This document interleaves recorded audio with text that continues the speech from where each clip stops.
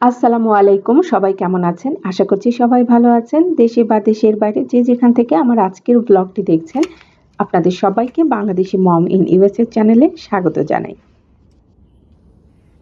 এই দিন ছিল সকালবেলা।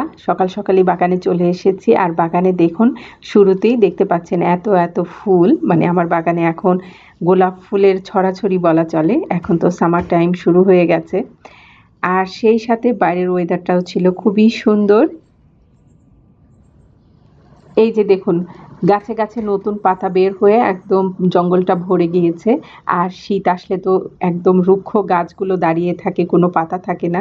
এই সময়টা চারপাশটা দেখতে খুবই ভালো লাগে। বাইরে এত সুন্দর পাখি ডাকছে। এরপরেই চলে এসেছিলাম সবজি বাগানে কিছু শাক তুলে নিব। এবছরে অনেক রকমই শাক লাগানো হয়েছে। মটরের শাকগুলো একটু তাড়াতাড়ি বড় হয়ে গেছে। তো ভাবছি আজকে এই শাকগুলো তুলে নিয়ে একটু ভাতে দিব। খেতে কিন্তু মন্দ লাগবে না। শাকগুলোর এখন মাথা শুধু ভেঙে নিয়ে যাচ্ছি, পুরা গাছ কিন্তু তুলে নিচ্ছি না। পরবর্তীতে দেখা যাবে আবার কুশি ছাড়বে আর এই শাকগুলো আবার খাওয়া যাবে। এই শাক ভর্তা, ভাজি সবভাবেই খেতে মজা লাগে।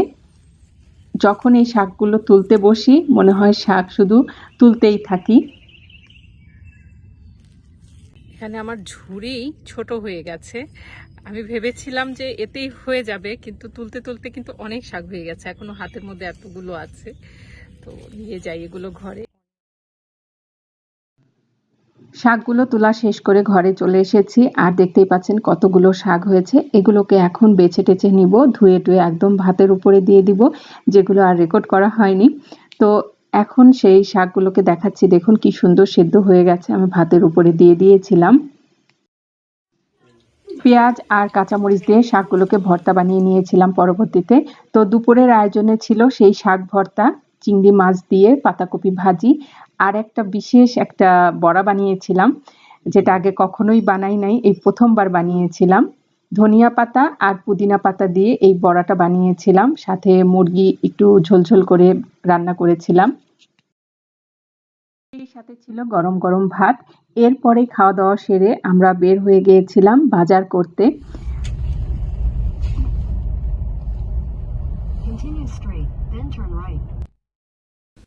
যেহেতু আমরা বাংলাদেশে আসবো সেই জন্য আমরা সামস ক্লাবে বাজার করতে এসেছিলাম। একই ছাদের নিচে অনেক কিছু পাওয়া যায় আর এখানে পাইকারি দরে সব কিছু বিক্রি করে।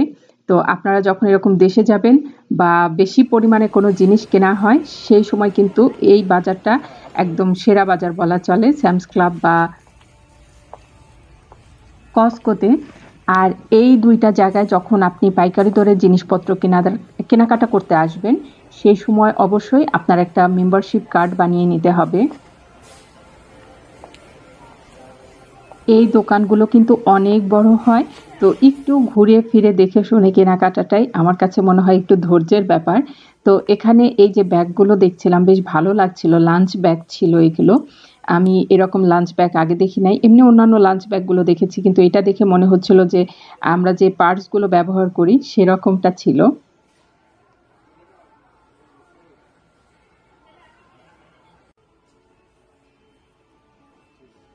এই পাশটাতে রান্নাঘরের সব আকর্ষণীয় জিনিসগুলো ছিল, যা রান্নাঘরে খুবই প্রয়োজনে আসে এরকম সব জিনিস।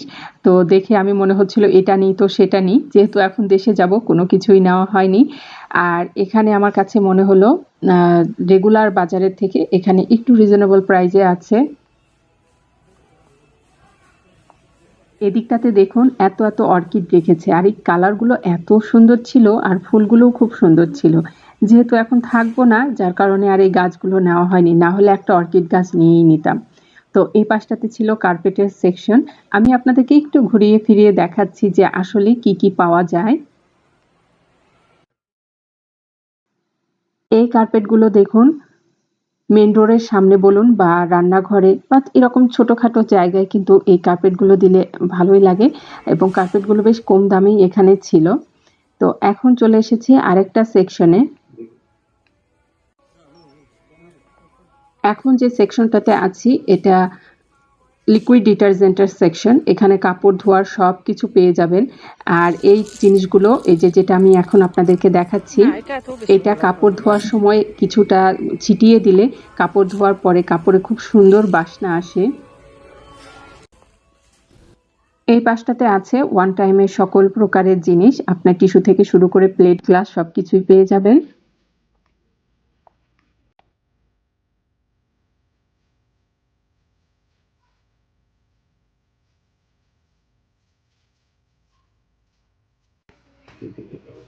এই পাশটাতে আরো কিছু ফুলের টব রেখে দিয়েছে। আমার কাছে মনে হচ্ছিল বাইরের তুলনায় এখানে একটু দাম বেশি। এই কালারের ফুলটা দেখুন কত সুন্দর লাগছে। তবে এখানে যে সাইজটা রেখেছে গাছের, এটা বাইরে একটু দাম কম, এখানে সেই সাইজ অনুযায়ী মনে হলো দামটা একটু বেশি।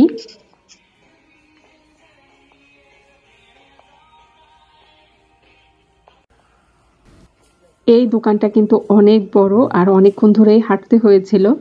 তো এখন আস্তে আস্তে আমরা দেখে নিচ্ছি যে চিপস, চকলেট, কুকিজ এগুলো কোথায় কেমন আছে সেগুলো একটু দেখে শুনে নেওয়ার জন্য।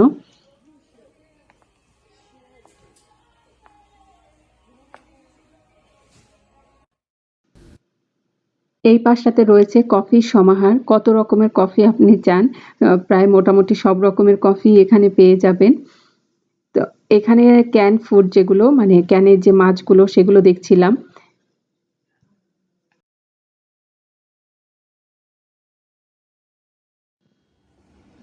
নিত্য প্রয়োজনীয় জিনিসের মধ্যে যেটা পড়ে পানি। পানি তো সবসময়ই লাগে। তো মায়রার বাবা এখান থেকে ১ কেস পানি নিয়ে নিল।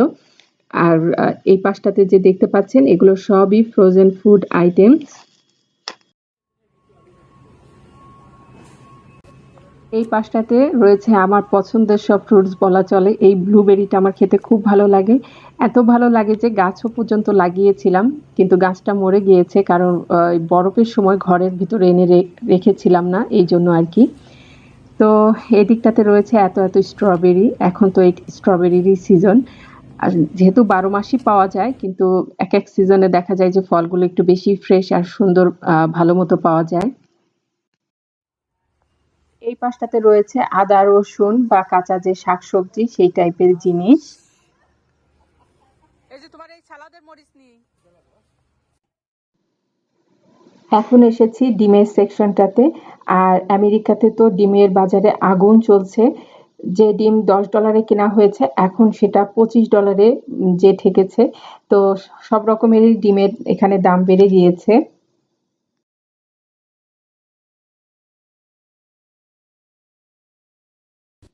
এই দিকটাতে রেখেছে একদম লোভনীয় দেখতে সব সুশি। চেয়েছিলাম এখান থেকে ১ বক্স নিতে।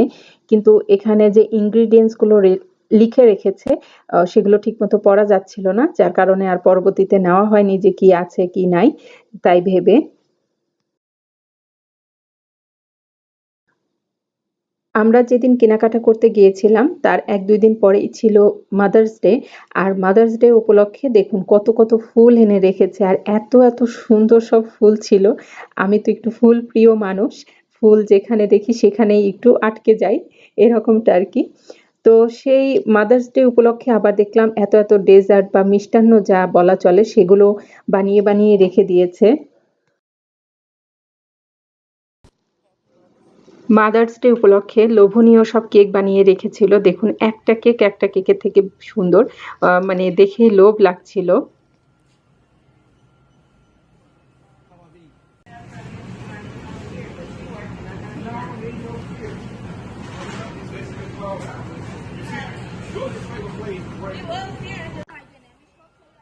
এদিকটাতে দেখে শুনে নিতে এসেছিলাম কসমেটিক টাইপের জিনিসগুলো। একটু ভালো ব্র্যান্ড বা একটু ভালো যে জিনিসগুলো আছে সেগুলো নিয়ে যাওয়ার জন্য।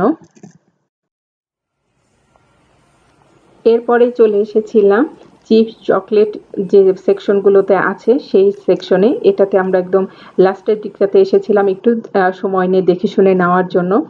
তো যেটা মনে করলাম যে বাচ্চারা পছন্দ করবে, যা ভালো লাগবে সেই টাইপের জিনিসগুলোই এখান থেকে নেওয়া হয়েছিল।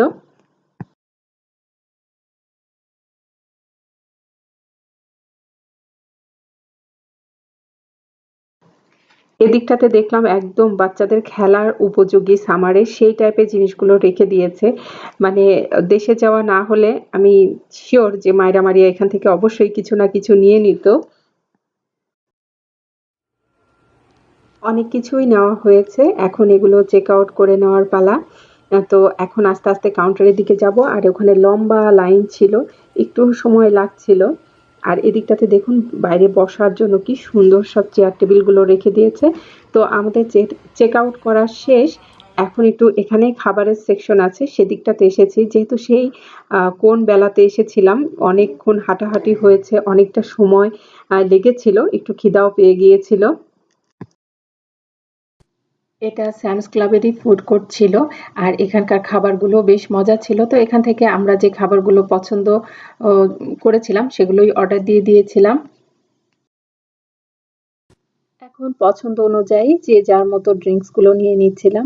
সাথে একটু বরফ কুচিও নিয়ে নিয়েছিলাম। এই যে দেখুন মেশিন দিয়ে কি সুন্দর বরফ কুচিগুলো পড়ছে। তো এগুলো নিয়ে এখন খাবারের জায়গায় চলে যাব। দাঁড়ান, দাঁড়ান। তার আগে একটু চামচ নিয়ে নিই। একটা ডেজার্টও নেওয়া হয়েছে। সেটার জন্য এখন চামচ নিতে চলে আসলাম। তো শুরুতেই ঠান্ডা, ঠান্ডা যে ইয়োগার্টের একটা ডেজার্ট নিয়েছিলাম সেটাই খাচ্ছিলাম। আরো অনেক কিছুই নেওয়া হয়েছিল। সবকিছুই বেশ মজা করেই খাওয়া হয়েছে। তো আজকের ভিডিওটা এতটুকুই। আপনাদের কাছে যদি আমার ব্লগগুলো ভালো লাগে, আমার চ্যানেলটা সাবস্ক্রাইব করবেন। আর সেই সাথে সবাই ভালো থাকবেন, সুস্থ থাকবেন। আজ তবে আসি। আল্লাহ হাফেজ।